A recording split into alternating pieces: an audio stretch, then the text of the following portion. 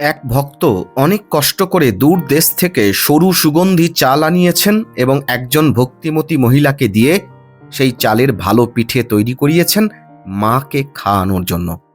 সেই পিঠে নিয়ে যখন জয়রামবাটি রওনা হচ্ছেন তখন বিকেল হয়েছে।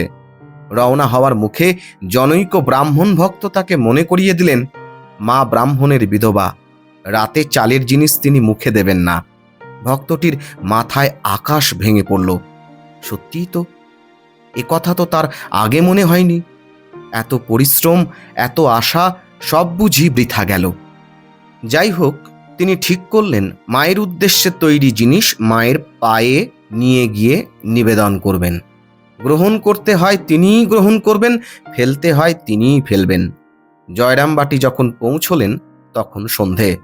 মা কিন্তু সব দেখে ও শুনে খুব প্রসন্নভাবে বললেন, বাবা, মুখে দেব বই কি, তুমি এত দূর থেকে বয়ে নিয়ে এসেছো, কত কষ্ট করে তৈরি করিয়েছো, আর একজন দূর দেশ থেকে কষ্ট করে পাঠিয়েছে। রাত্রে ঠাকুরকে দিয়ে মুখে দেব, তুমি এজন্য চিন্তা করো না।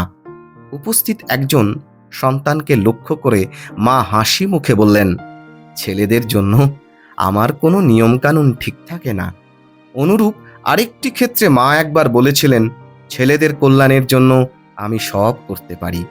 নিরন্তর মায়ের অন্তরে তার জগৎজোড়া ছেলেদের কল্যাণ কামনা প্রবাহমান ছিল বলেই জনৈক চিকিৎসকের স্ত্রী যখন তার কাছে প্রার্থনা করলেন স্বামীর উপার্জনের উন্নতির জন্য, মা পারলেন না সেই প্রার্থনা মঞ্জুর করতে।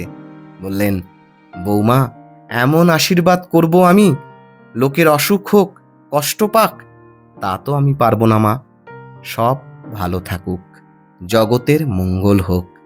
নিত্য স্নানের পরও তার মুখে উচ্চারিত হতো ওই প্রার্থনা, মা জগদম্বে, জগতের কল্যাণ করো।